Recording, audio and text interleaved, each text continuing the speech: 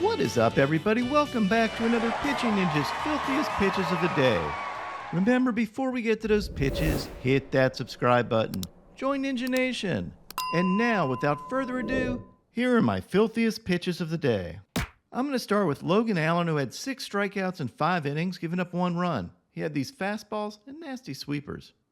He faced Griffin Canning, who had 3 Ks in 5 1/3 innings, giving up 3 runs and had this slider and curveball. George Kirby had 6 strikeouts in 6 innings, giving up 4 earned runs, and had these fastballs and dirty splitters. He struggled in the first inning, walking 2 batters, which is really unusual for him because Kirby only walks 0.9 hitters a game. He faced Taj Bradley, who had 5 Ks in 6 1/3 innings, giving up 4 runs, and had these fastballs, including this one at the knees, as well as these nasty curveballs.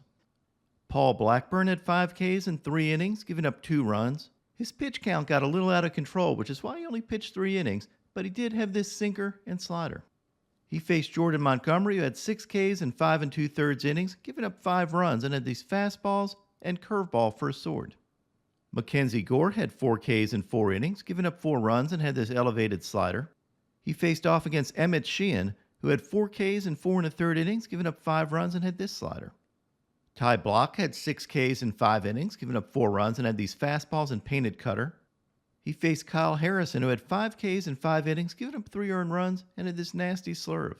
Luis Severino had 5 strikeouts in 4 innings, giving up 2 runs. He had these fastballs up to 99 miles an hour, and also had these wicked sliders and picked up a sword on this back foot slider. You can see a lot of old Sevy shining through in this outing. He battled Colin Ray, who had 6 Ks in 4 2/3 innings, giving up 2 runs, and had this sweeper for a sword. Kodai Senga had 5 Ks in 6 innings, giving up 2 runs. As usual, he relied on his ghost forks and fastballs, but I didn't think he had his best stuff this game, and what I loved about his outing is he kept battling. That's what aces do. He faced off against Dallas Keuchel, who had 6 Ks in 5 innings, giving up 2 runs, and I thought Keuchel looked really good. I mean, look at this filthy stuff. You got inside 2-seamers, cutters, and sliders. Could Dallas Keuchel be back? Eury Perez had 4 Ks in 5 innings, giving up 2 runs. He had these fastballs and sliders and painted with his slider. And he also picked up a sword with this dirty curveball.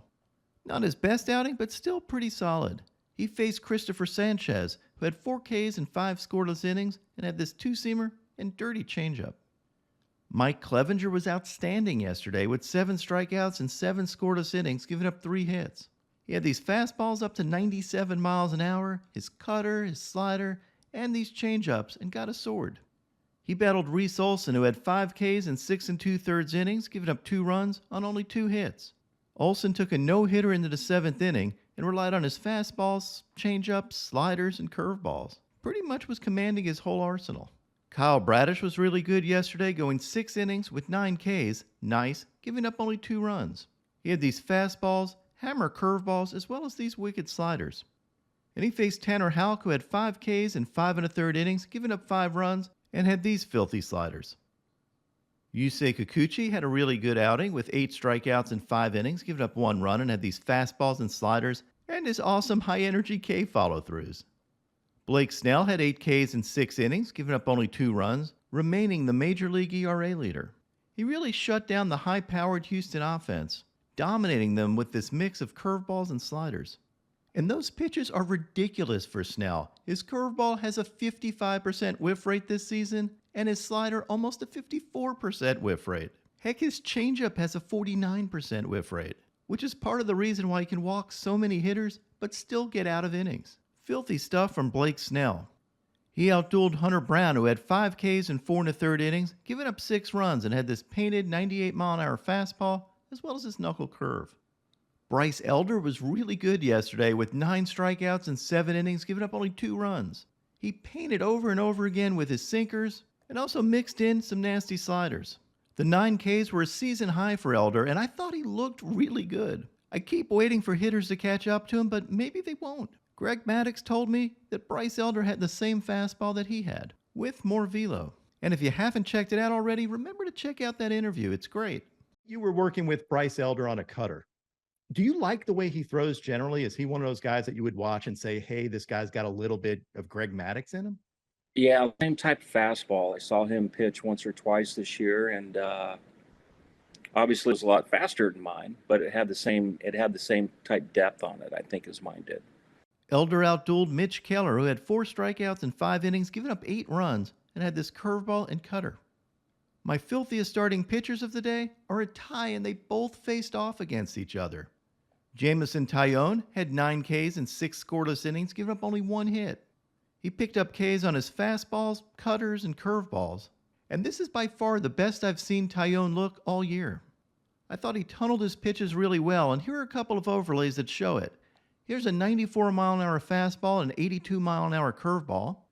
And then check out this ridiculous overlay, a 94-mile-an-hour fastball and an 83-mile-an-hour sweeper, and see how long they tunnel. And then just as you think you're swinging at a fastball, that sweeper sweeps, and you get the sword. A fantastic outing by Jameson Taillon. And he battled yesterday's other co-filthiest starting pitcher of the day, Zac Gallen. Zac Gallen picked up 9 strikeouts in a shutout, relying on his fastballs, his changeups, and his knuckle curves, and picked up a sword on it. He said his knuckle curve didn't feel particularly good this game, so he relied a little more on his fastball, and it worked. Hitters still had to respect that knuckle curve, but ended up taking fastballs because of Gallen's superior sequencing. I thought this was a really exciting pitcher's duel, but apparently Seiya Suzuki disagreed. More like Seiya Snoozuki, am I right? Honestly, he does look like me this morning, just hitting that snooze button, going back to sleep. Now onto my filthiest relievers. Evan Phillips had these wicked sweepers. Jimmy Herget had these vicious sliders, and he thought they were so vicious that he forgot how many outs there were. We play 3 outs up here, Mr. Human Glitch. Tanner Scott had this 99-mile-an-hour heater. Trevor Richards picked up a Jiffy Lube special with these changeups. Alec Marsh had this filthy sweeper. Abner Uribe had this 100-mile-an-hour sinker. Pete Fairbanks had this fastball and sliders. Thiago Vieira had this elevated 99-mile-an-hour heater. And I thought I'd flash back to 2017 when he won my award for Best Warm-Up Pitch. And home plate umpire Gary Cederstrom totally made this clip with that deadpan look back. Julian Merriweather had these fastballs and sliders. My filthiest reliever of the day yesterday was Jhoan Duran for these 102-mile-an-hour heaters and this vicious curveball. And now, my pitching ninja moment of zen.